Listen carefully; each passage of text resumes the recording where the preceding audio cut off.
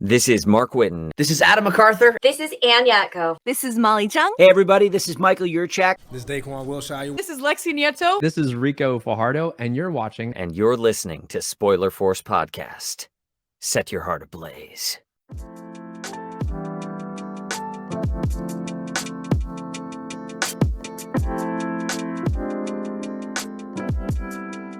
All right, so this is episode 186 of Spoiler Force Podcast. My name is Ricky. Thank you for tuning in. This week's guest, I got artist friend Jordan Duell Art. Thank you so much for being on the show, man.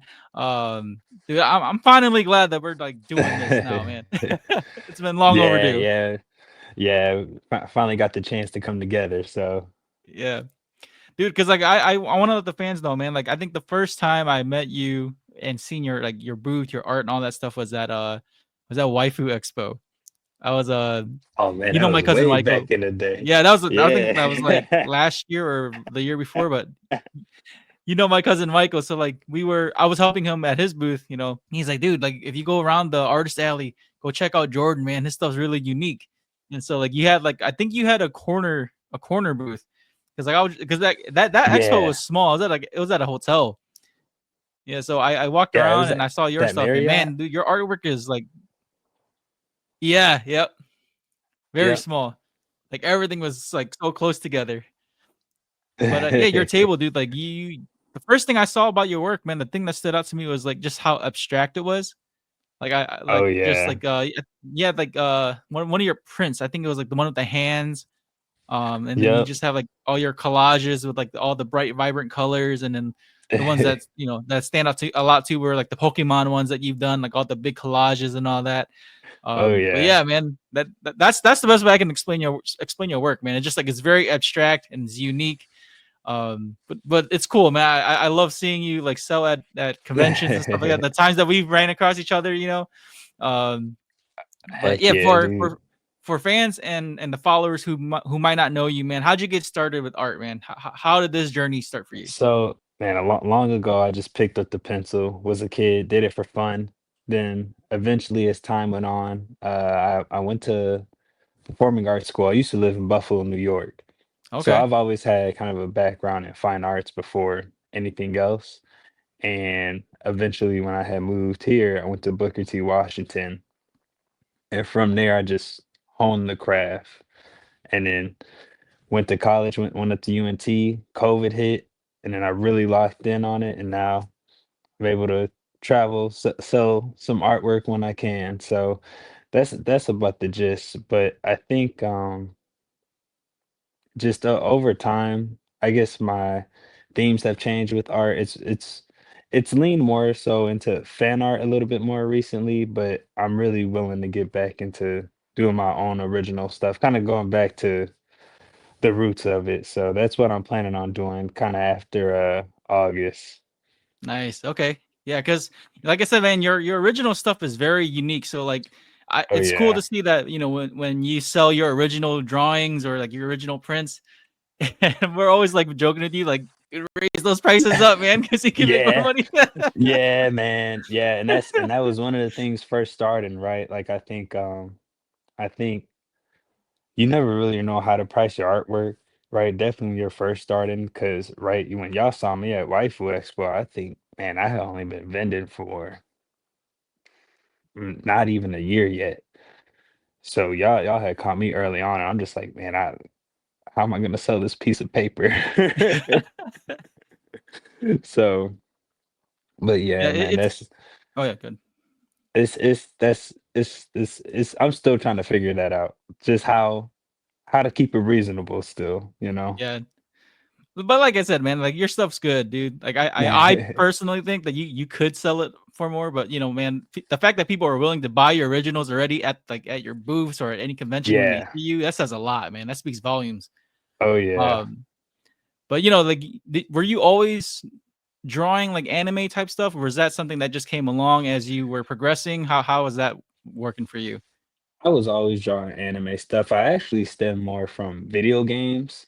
Okay. So I used to draw a lot of like, Kirby, Smash Bros. Sonic was big. Anything Sonic, I would have a picture of it going.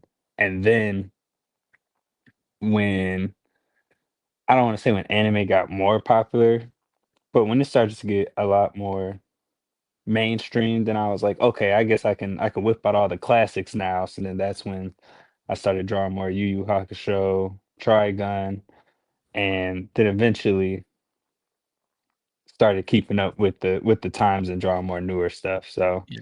but anime's definitely at least been it's been in the picture. Oh yeah, dude! Like seeing you at anime conventions, man. Like you always have your anime stuff up front first. And I like that you know your artwork. Like it caters to a lot of fans, which is why like, a lot of the fan art stuff now is getting big because everyone's doing what's popular right now. Like if you got like Don Da Don, you know, Demon Slayer, My Yeah. Hero, Bleach, all the big stuff that's coming out right now that's mainstream. Everyone's doing artwork of that. But you know, for you, Jordan, what I guess what helps you keep what not what helps. How do you keep your stuff, I guess, unique, right? Because everyone's doing that same kind of fan art or work or type of like, you know, I've seen a lot of people doing more of those collages now too. So like that's a big thing too. Everyone likes seeing Yeah. that. So how are Yeah. you kind of keeping your stuff like stand out compared to like other artists? So at least for me, um, it kind of sounds bad, but I put a lot of spoilers in my work. So, a lot of times, right? You're with my work, you're kind of rewarded for, I guess, really looking at it, really appreciating it. But also, what I've done too is I've slowly been doing this, but giving a lot of the side characters some love. Hmm. If that makes sense. Like, but believe it or not, more recently at even at Anime Expo, one of my best sellers are Rock Lee. I'm talking he outsold like my Sonic print, my Dan print, my JJK print. And I'm like sitting there, I'm like, wow, maybe I should draw some more side characters because not now you're in a nice in between, right? You're still drawing something that's super popular, but at the same time, you're catering to those folks that, you know, you might not find a Rock Lee print here and there, or like I found a Shikamaru print somewhere and I was like, dude, I'll never find this again. Yeah. So I think I think that's how I've been able to really kind of still be able to produce fan art and at least still enjoy it, but at least still be able to live off of it too. Has been just like finding that nice niche where everybody still knows it and it's still popular. You just wouldn't see much of it and just kind of overloading the picture with like, I guess, story beats and hints that only real fans would Yeah. kind of enjoy. That's kind of how I'm able to at least still stay in the game. Like I think one of my one of my Pokemon pictures, the Rayquaza one, like the in the waters, the reflection of the Mega Rayquaza, everybody's like, once they see that, they're like, "Oh, you are actually a fan of Pokemon." They're like, you didn't just draw Rayquaza because it's cool." And so, yeah, just kind of just throwing some hints in there, you know. So, You know, I think a lot of like folks appreciate that too. Like, I'm one of the folks that do that because like there's another artist. I don't know if you know her, but Zero Press. Like she had some, oh yeah, yeah, hmm, she had some like pretty good artwork too, like where she had manga characters from like JJK up for sale. And like I guess hmm, only a handful of people, if you read the manga or you look at spoilers, you know what that is. And yep, so like I was like, oh yo, that's so and so's character. I was like, dude, look, I'm getting that print right now because no one doesn't know who they are yet. exactly, Yeah. right. So now you're just you're super ahead. Meanwhile, like the common person's looking like, I ain't seen that in the anime yet. I have no clue who that is." But you know, you talked about like giving side characters some love, and I wanted to bring this up. Like I was trying to hold this up. But I want to talk about this now, dude. Your Boondocks print, man, Oh dude. That yeah, that is man. my favorite print that you've done. That's my favorite one, because like talking about side characters, man. Mr. Dubois. I was like, I remember I Oh sent you that yeah. message. I was like, dude, draw Mr. Dubois in the rain, you know? Oh yeah, I had to, man. I had to. And it's funny too, because that's I think that that was the bestseller. I think that's probably been my bestseller since I've drawn it. And it's like I'm like, man, like I'll go anywhere and they're like, "Oh my gosh, is that the Boondocks?" I'm like, "Yeah," and then they'll look and they're like, "Oh, it's everything from the Boondocks." Yeah. And so I think it makes it even better. Because I So, like oh that, yeah. like you said, like you gave everyone love on that print, man. Like from Mr. Ruckus, Mr. Dubois, Riley, Gramps. Like you gave everyone a spot on that print. But I gotta ask you, man. Like when you went to DreamCon, was that one of your big sellers too? Because I know everyone loves the Oh Boondocks, yeah. man. Yeah, man. Man, I think I printed out 50 prints of that one. All gone by like end of Saturday. I was like, Woo. "Oh man, I'm gonna run out."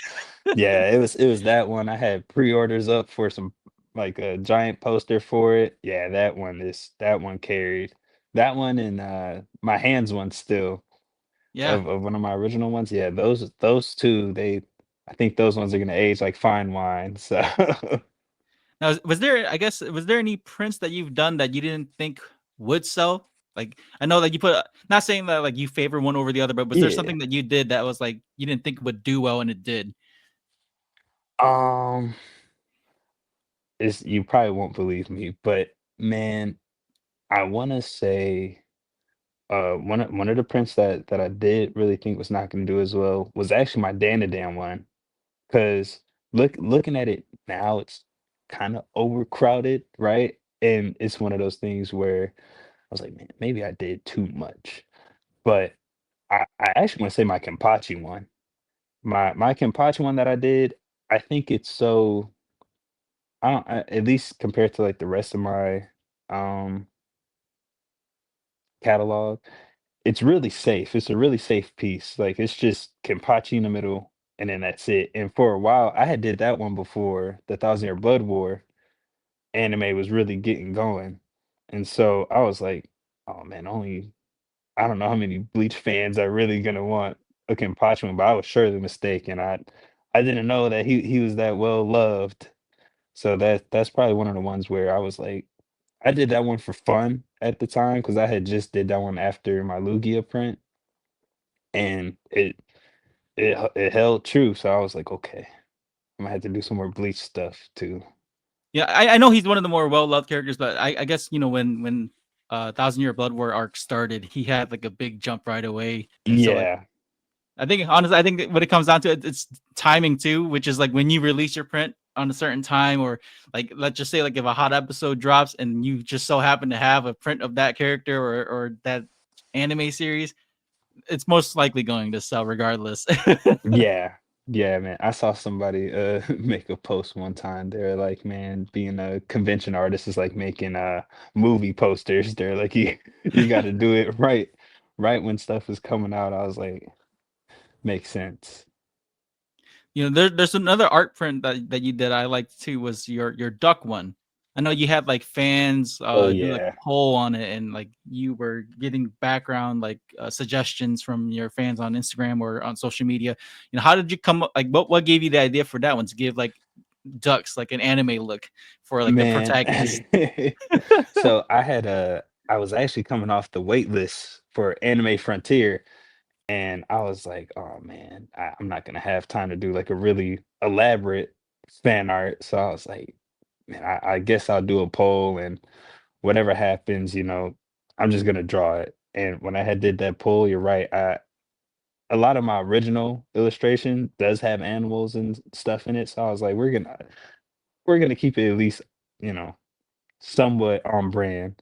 And sure enough, everybody picked those ducks, and I was like, "Well, here we go." So I just threw what I guess most recognizable, stuff that if you saw like a silhouette of the character or like even like an emblem that you would recognize, just at least putting that on a duck, I'm like, I feel like that would work.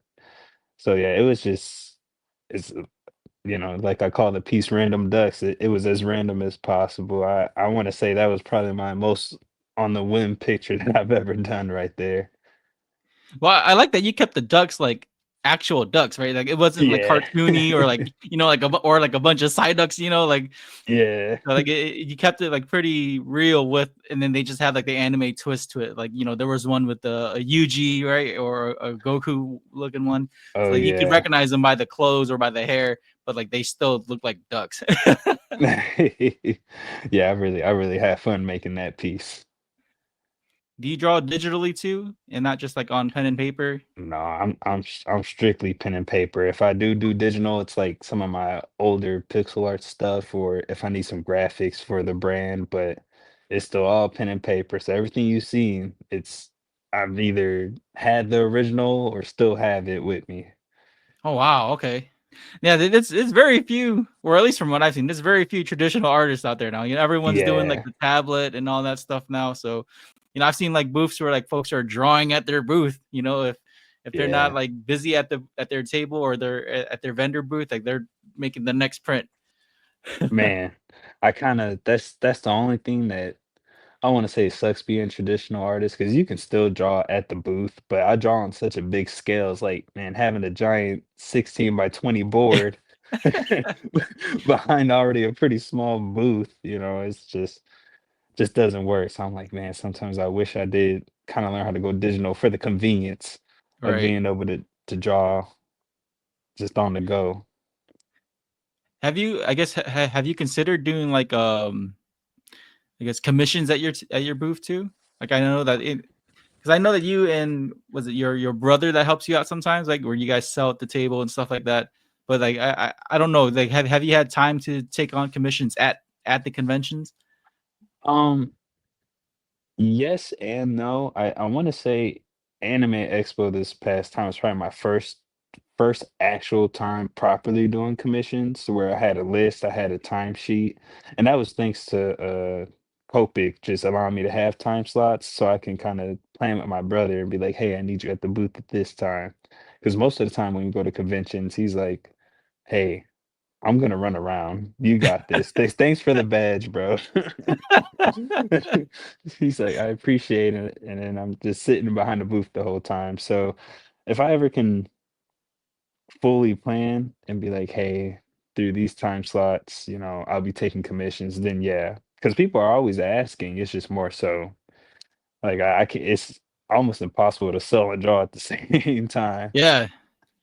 Yeah, I didn't think it was like that hectic when it came to doing commissions while you're selling, because like you got Yeah, to focus solely on drawing, and then like if let's just say if your table's crowded, then you can't like work on anything. You have to, and then you got to serve the customers and do all the transactions and all that stuff. So that takes up a lot of time. exactly. But Exactly.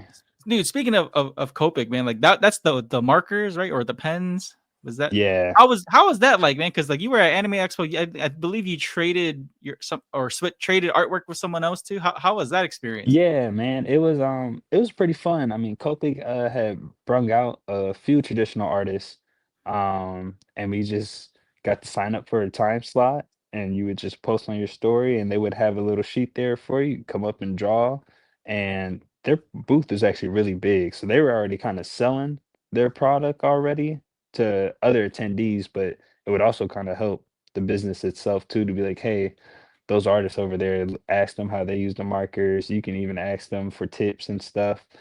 And while doing that, some people ask, "Hey, are you doing commissions too?"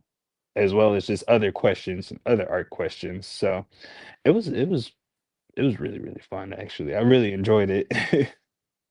Because I've seen their booth before, man. Like they're like I'm not like I said, I'm not an artist, so like I just like looking at art and seeing like the pens or the markers that they have. Like that's some like pretty expensive stuff or high quality stuff that they Yeah. have there. So like for you to use their equipment and to kind of draw like have you used their stuff before? Was that like something you've done the first Oh time? yeah. Yeah, I've used it. That's almost my go-to Okay, usually. okay. So yeah, it felt right out. It kind of felt free too. It was like, oh man, I can have any color right now. Definitely get a sponsorship from them, man. Man, I have to at this point. Who was the artist that you traded artwork with that you were A mango. It's mango. So yeah, okay. she's based in Canada actually. Oh And were you yeah. guys just drawing like whatever you guys felt like drawing? Was this something like Yeah. specific? Okay. Yeah, we were just drawing whatever we felt like drawing, and then at one point after that we had started getting a few commissions flowing in too. So And how was Expo for you, man? That was your first time there, right? yeah, it's my first time, man. First. That was a lot of art. It was a lot of art. It had to be at least over I think they said over 900. It was like over 900 artists, and um, the convention itself is just massive, dude. I think that might be the biggest convention I ever do. I've Just been I went to Expo like 10 years ago. That's like my first time only. I haven't gone back since.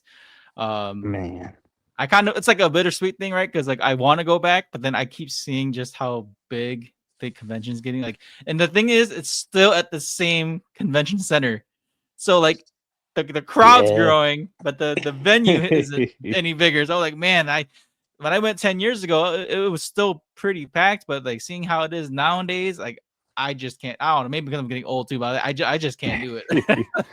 Yeah, man. My brother was running around and he was like, dude, being an attendee here, he was like, there's just some lines you gotta wait a couple hours in. And I was Yes. like, I don't know if I got all day to do that. Yeah. Dude, I honestly would be stuck at the exhibitor and artist booths Oh because like yeah. because the last time I was there, that's exactly what I did. I got caught up in artist alley. I was there for hours, just up and down the aisles, looking at Oh every yeah. booth, which is like kryptonite to me because I don't want to spend that much money, but then I still have the artwork. I'm like, I'm spending money, man. Like Yep. I I still have like it's in my drawer right next to me. I still got like a lot of that artwork from 10 years ago. I just and my studio changed, so I don't even have enough wall space to put any of that stuff up. It's crazy. Yeah, man. Yeah. And it's like, how can you say no? When you see some of the art, you're like, oh, I have to. Yeah. But man, like that must have been great, man. Like I said, it's Expo too, like the one of the biggest anime conventions too. You know, were I guess were you able to you said you did commission, so like what was one of the things that you did at Expo? Like what were they requesting? A lot of OCs, a lot of OCs, and I drew a few like couples that came up was like, "Hey, can you draw us?" And I was like, "I can't do realism right now because it's gonna take too long. But if y'all want to look like anime characters, I got y'all." And so, yeah, it was I think two OCs and two couples actually because that's all I had time for. But yeah, it's kind of one of those things where you don't really think about it because whenever I see people taking commissions, it's usually like their favorite character. But a lot of this time, even talking to the other artists, when I had asked them, "Hey, did people like commission you to do a lot of their OCs?" They're like, "Yeah." And so yeah, we were just sitting there making people's comics come true, I guess. That's the first time I'm hearing that. Like you said, I only see like people want fan art and or like Yeah, sometimes like maybe like voice actors are coming in commissions from you too.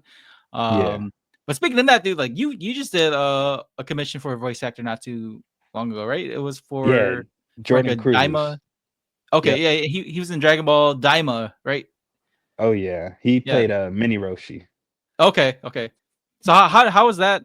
How did that happen? Like, did he just see you at a con and they're just like, "Yo, can you like, draw for me?" Or did you already have that art?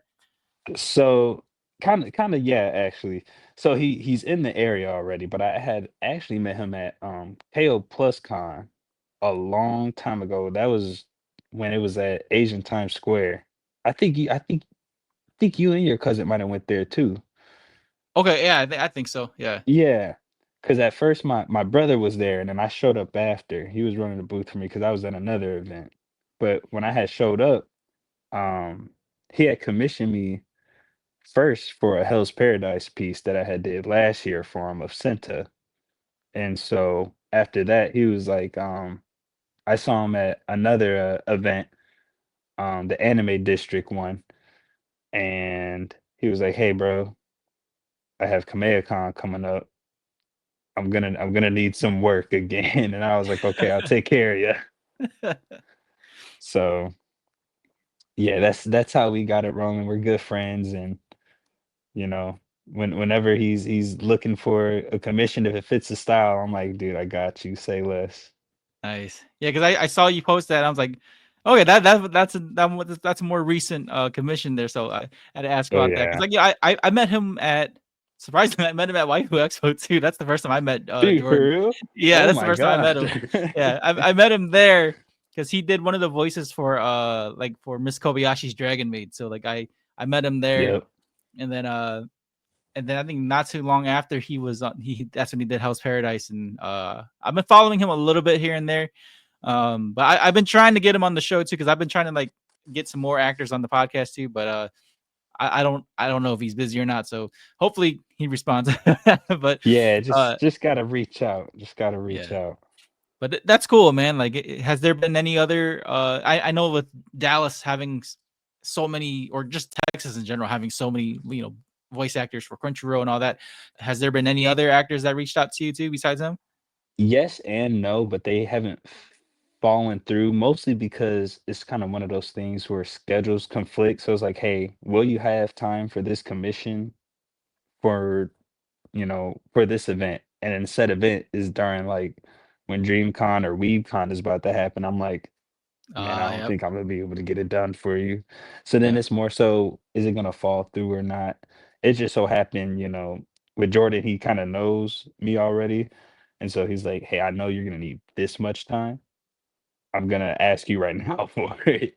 And so I feel like if maybe if I pushed a little bit harder, more opportunity for that could fall through.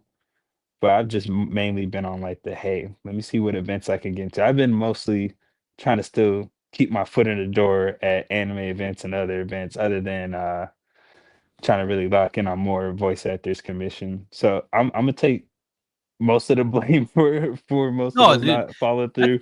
But it's understandable, man. Because like your most, I want to say most of your income does comes from like all the events you go to, whether it's like a big yeah, event or a small one. Because I know like I know because I follow you on Instagram too. Like I know you go to like a lot of pop-ups events, like whether it's like at a boba shop or like Age Times Square. From that to like we said before, like DreamCon, Anime Expo, WeebCon, the bigger events there. That's where a lot of your income comes to. So you got to focus on exactly. those. Yeah. As each event that you get approved for, whether it's like for artists or like a vendor table, do you already kind of like plan out what you want to draw? Like, does it matter? Like, Yeah. what I'm saying, like, does it matter if it's like a certain actor or certain actors are there, or like whether it's a certain show? That's how do you prep for that? Whether for each convention that comes up.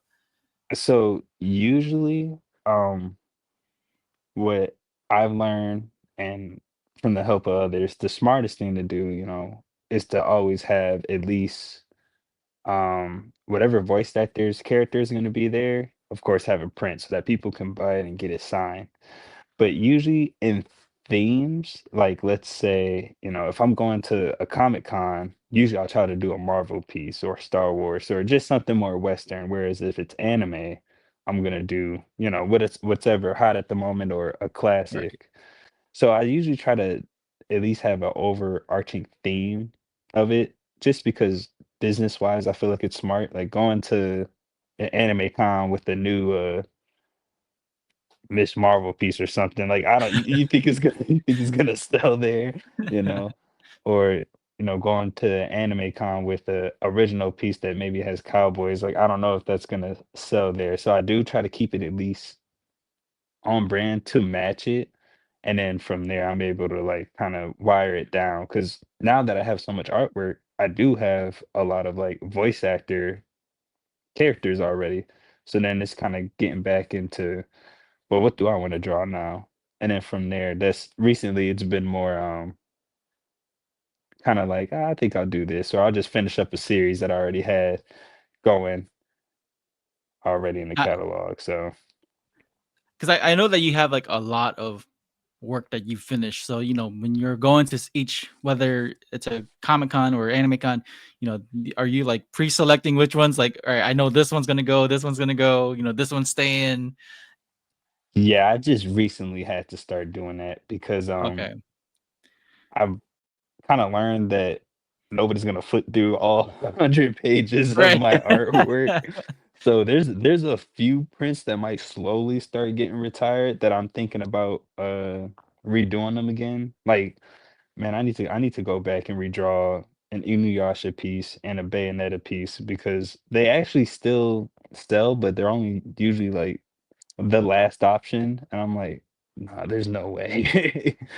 So I'll probably start going back and redoing some pieces just to at least Like when you go on my Instagram or my portfolio, it still all looks cohesive and at least updated.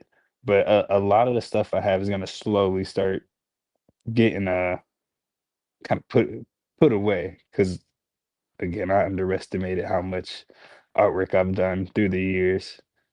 Like I gotta ask you this too, because I know like with inventory, man, like if you print out too much stuff and like that stuff's just gonna be Oh sitting there, man, like how do you gauge that? Because like you see, know, because like you see me help my cousin at cons, and like I've helped out like other artists yeah. too. Like I feel bad when there's like when they have like when there's certain stuff that they printed out and it just doesn't sell, and just sitting there in backlog. How do you deal with that?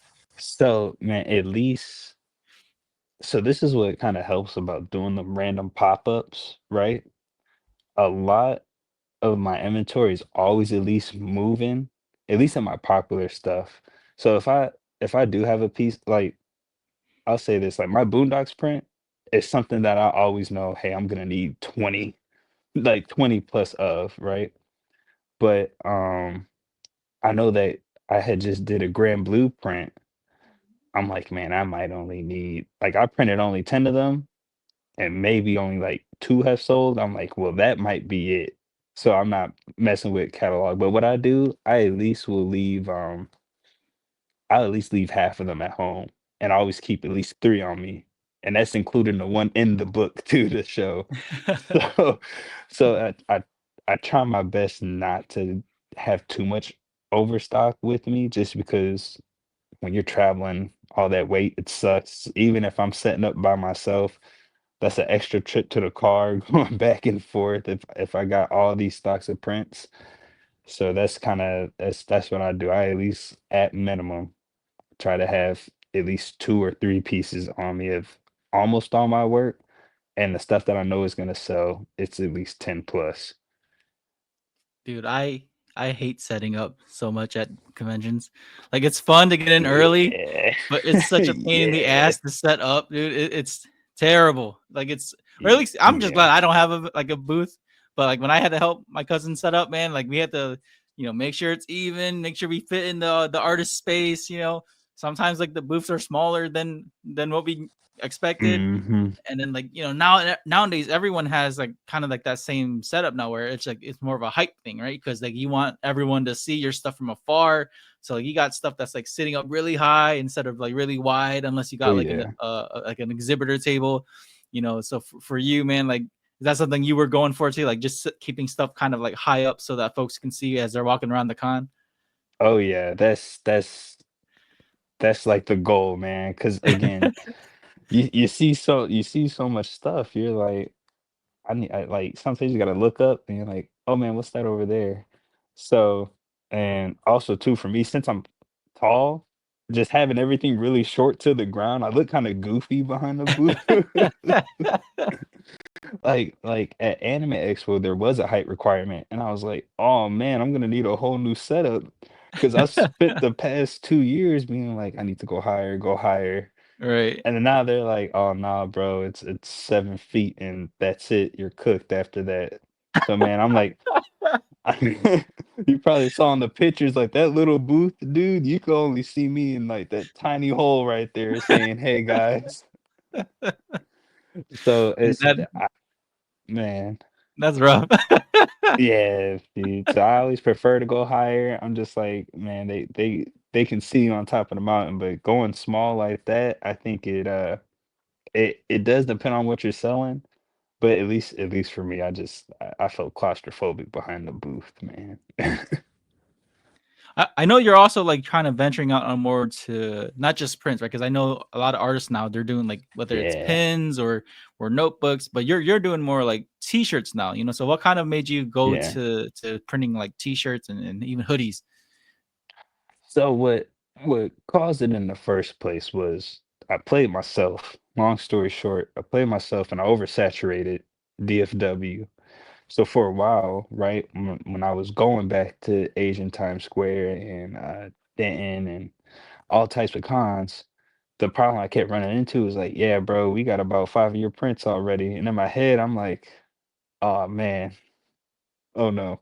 And so the other way too is I know a lot of people are kind of like, hey, I also don't have any wall space. So to kind of solve that, I was like, well, let's do some shirts. But the hardest part about shirts that I didn't realize was also inventory there and even getting them made. I underestimated how much it costs to make a good shirt at that.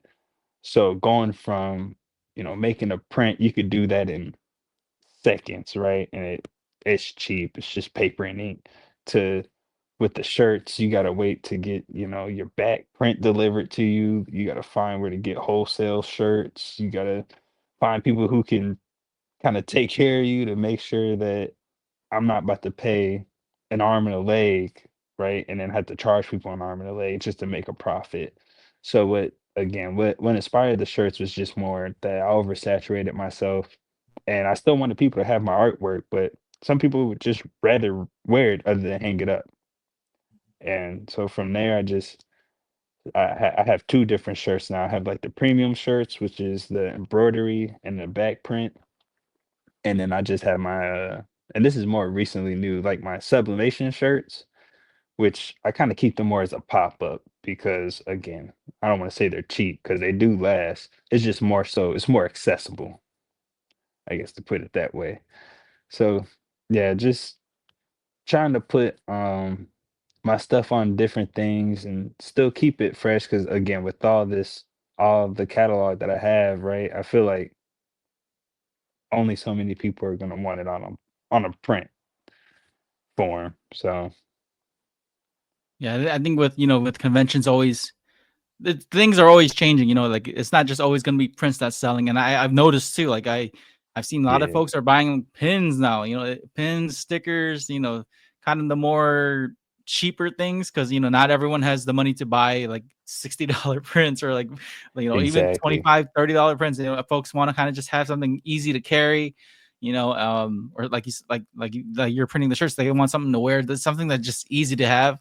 Because like Mm, being at conventions all weekend and you don't want to be walking around with like so much prints and things in your yeah. bag and like you have to go back out and drop things off at your hotel or in your car and then come back in. So like it's folks want to do everything in like one trip.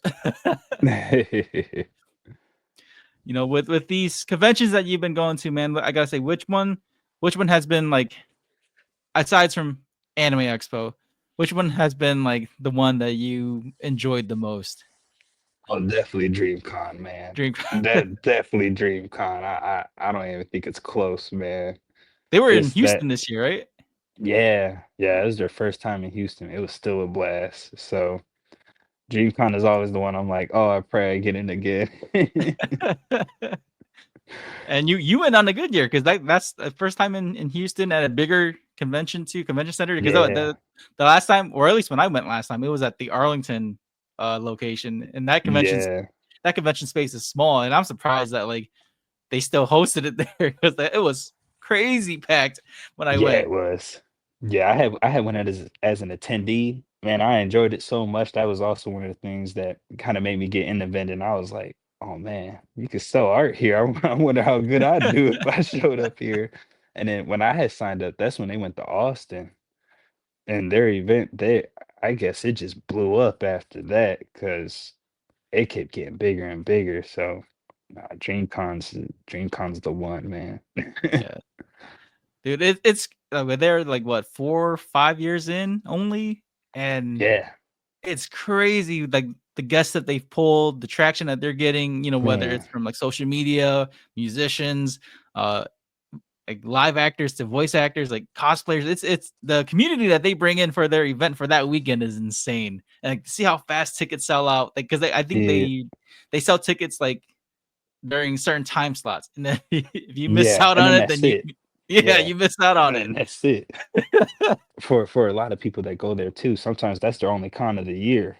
So they're going there. Everybody that's there is just happy to be alive. It's the energy is high, the vibes is right. I love that con so much.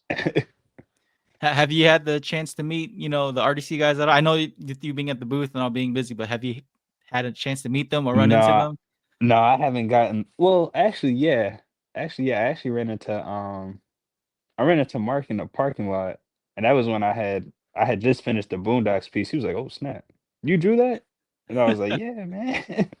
So at the con, you don't really get to talk to them as much because again, everybody Right. there is so busy, right? And so maybe if I do get in next year, maybe I'll kind of stick around towards the end. Maybe they'll walk around. If not, it's still cool, but it's one day.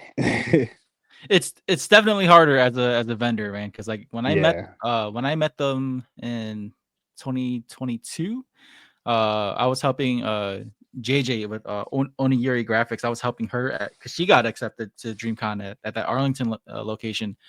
Um, and for that 3 day con, I was already exhausted by day 2, and I was Oh yeah. contemplating on Sunday. I was like, man, do I want to just come in? I was like, you know what, screw it. I promised JJ I was gonna help her, so I went Sunday.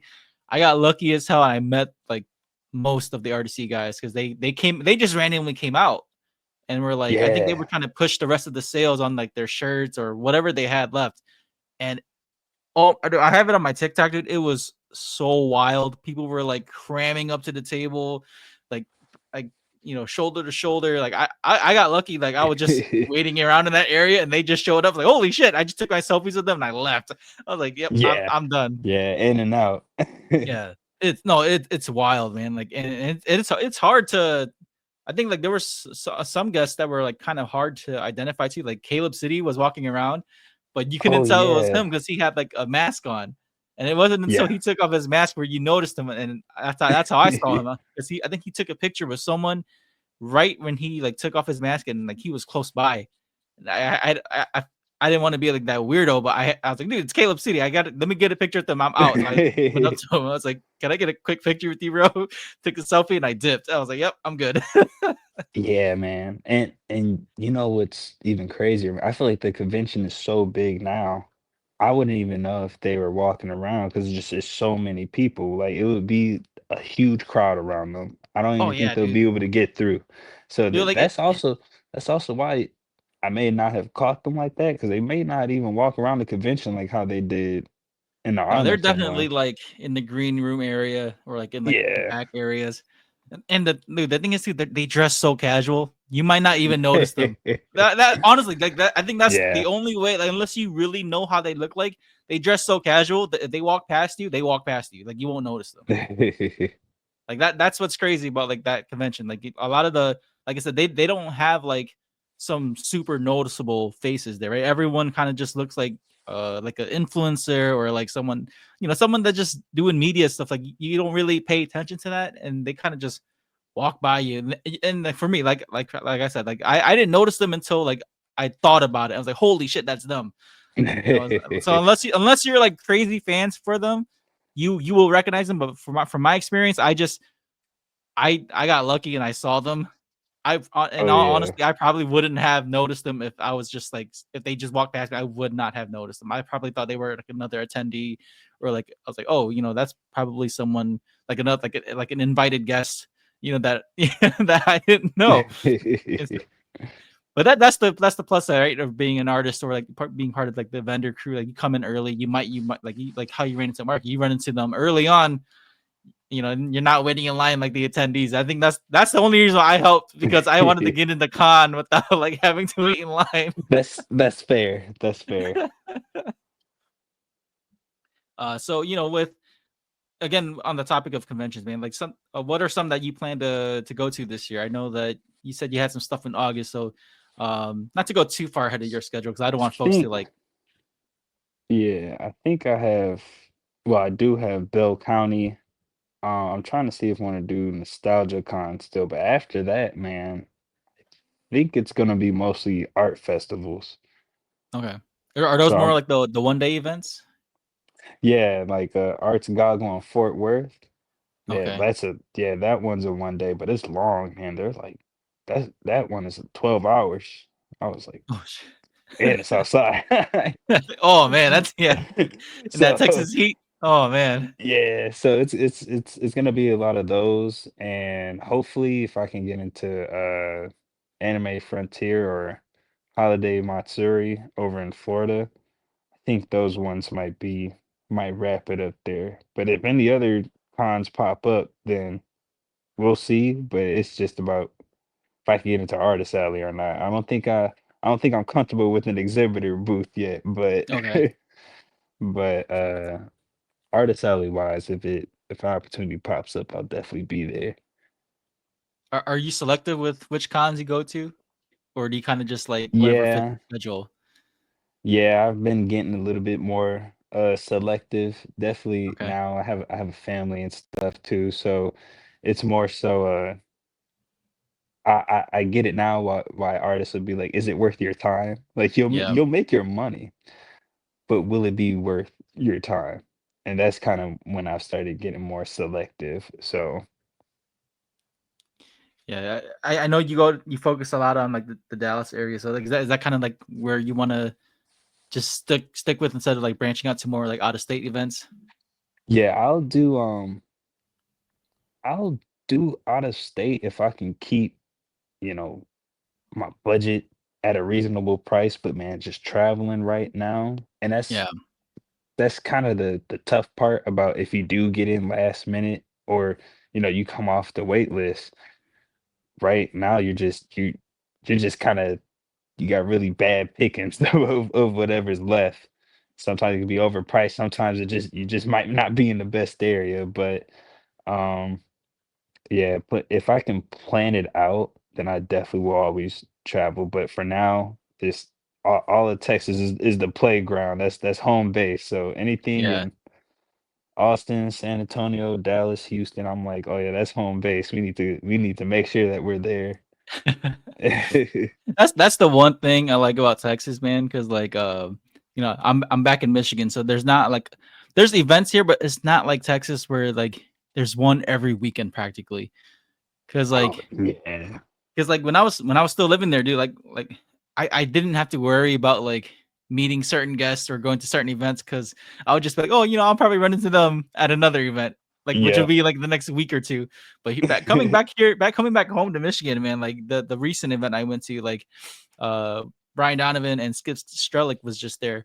I because like Oh event yeah. pop-ups like that don't happen often, or at least from my experience, like I don't see too many pop-ups like that. So when there's events like that, it's like it's like you have no choice but to go if you want to go see them. Like you won't see them like next week or the week after. Not a lot of folks come to Michigan, Yeah. but in Texas, it's like I can wait. Like if you Yep. run into like if you see one at WeebCon, like I can wait. I can see him at another event. So Yeah, you might catch them in Houston right yeah, after Dallas. So yeah. That's the one thing I missed about Texas was just like whether if it was a big event or a small event, I was like, yeah, I can go to the next one.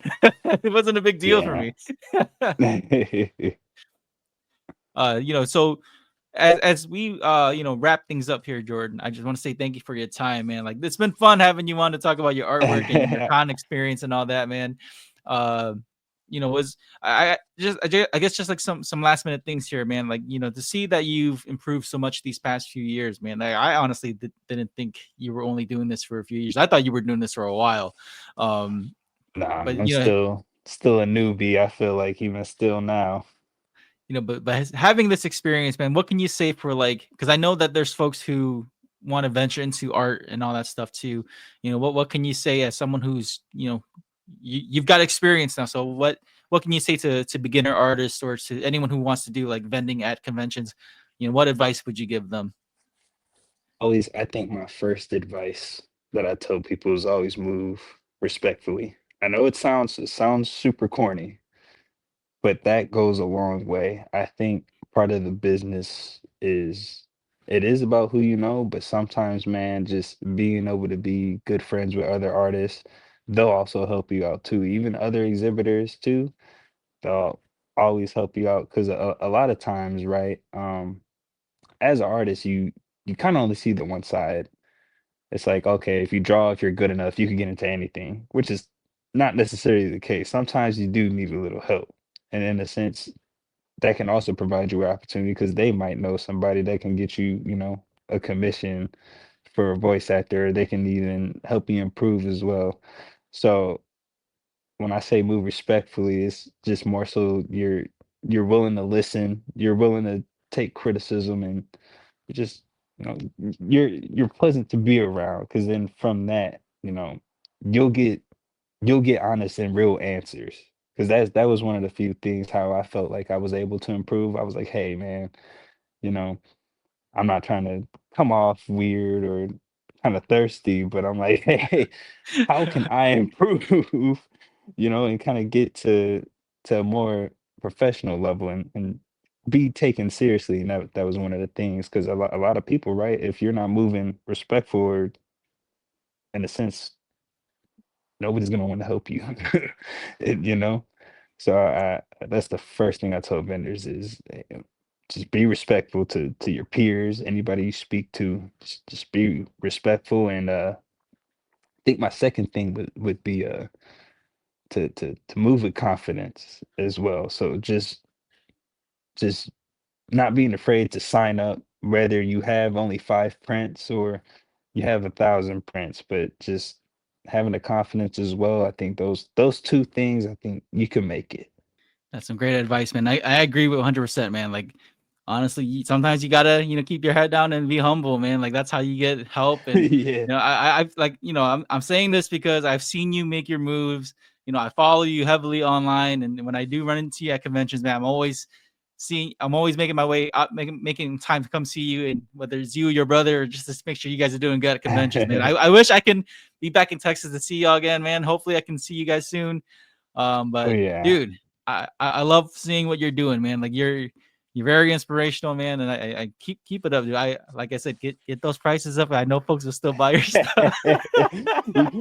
we working on it, man. Just like I said, that's part of the confidence thing. That's part of the confidence. Got to get it up. So Dude, especially your originals, man. I feel like you undersell oh your yeah. originals, bro. Like Yeah, I need yeah. your originals, get it up there. It's like, Oh yeah. I've seen, I think, was it Frontier in 2023 where like we were me and Michael were waiting in line at Steve Bloom's line. Because you were right across Steve Bloom. We were Oh like, yeah. dude, did you sell your original already? Like, yeah, I did. Like that Yeah. was like the Yeah, first thing. Like, yeah, man. And when I sit there and I think about it now they're starting to get a little higher, but even still, I look at some of the genres, I'm like, wow, I kind of gave that up for yeah. a stupid cheap price. But they're in my heart, I want to believe they went to a really good place. Somebody Yeah. somebody has an altar of it and appreciate it. But yeah, some of them, man, I was like, yeah, I should have sold it for higher. You should next time you just sell them with the frame and like Yeah, that really might bump have to it up. be the next move. Yeah. Because I think I've seen some artists do that too, where like not just the original, but like some of their prints, like they'll sell them in frames and Oh they'll just yeah. hike the price up because it's in a frame. Dude, it makes it look prettier. Yeah. It's no argument with that. Yeah.